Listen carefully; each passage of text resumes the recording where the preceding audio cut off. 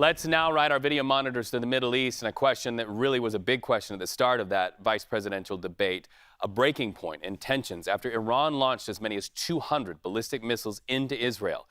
The big question of whether Israel will respond really appears to have an answer at this hour. CBS News hearing from Israel a vow to deliver what they call a very painful response. And Israel is not alone in this. The White House is now echoing that very same message. You just heard President Joe Biden talking about sanctions there on the tarmac on his way to North Carolina. Severe consequences promised by the United States. And look at this, and listen to this. Our monitors have this new video and the sounds showing us the very moments U.S. Navy crews in that region launched missiles in defense of Israel during that Iranian attack. Darkness, and then watch this, the fire in the night.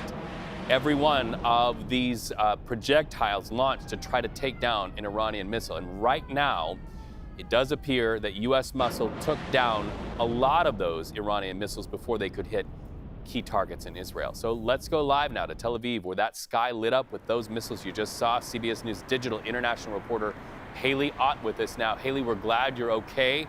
Israel promising a major response there. What do we know about Prime Minister Benjamin Netanyahu's plans? The short answer is not very much. Netanyahu vowed that Iran would pay for its barrage of missiles that it launched at Israel, but that's about all the detail that we got. Israeli officials have said that enemies of Israel throughout the Middle East should know that Israel can reach them, and if they don't understand that yet, they soon will. But those are the kinds of statements that we are hearing today, and we're not expecting to get any more details of any sort of Israeli response before it begins.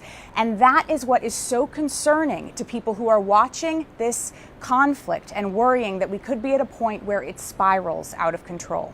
So we've seen a lot of response there in the sky in some of that video as we watch the sky right now where you're reporting for any action. But we also understand that Israel has announced moving further troops to the border with Lebanon, the ground game, so to speak. So let's keep it focused on that ground combat in Lebanon. What can you tell us?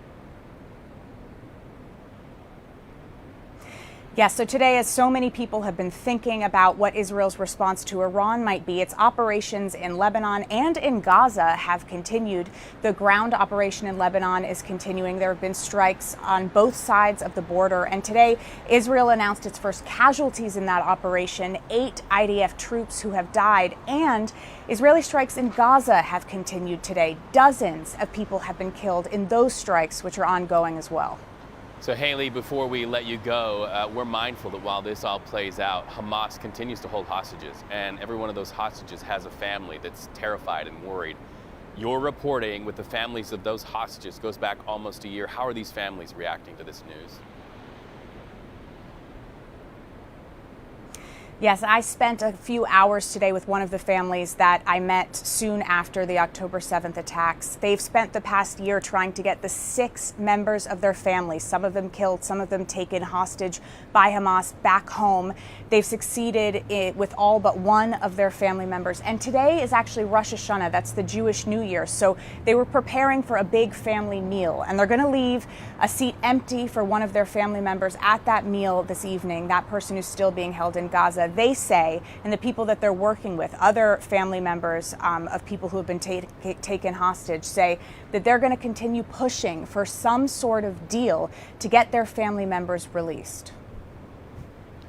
All right, Haley, thank you so much for that. We're mindful of the October anniversary of the terrible attacks by Hamas in Israel and thinking about those families and so many people affected by all of this violence. Haley Ott, be safe yourself.